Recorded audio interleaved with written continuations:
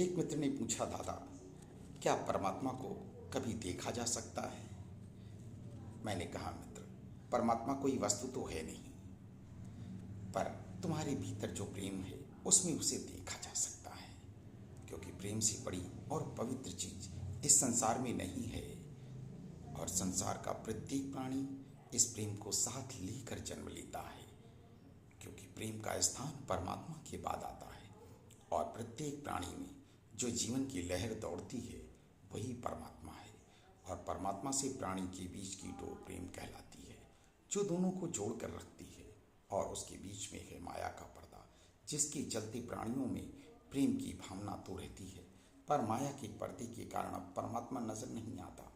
और प्राणी स्वयं को मैं यानी अहंकार से भरा शरीर, जो स्वयं को परमात्मा समझकर इस माया नगरी पर अधिकार कर लेता है।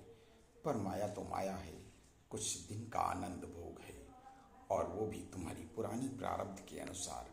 नहीं तो इस माया नगरी में दुख भी कम नहीं है, पर यह सब सुख दुख केवल तुम्हारे विचारों के कारण है।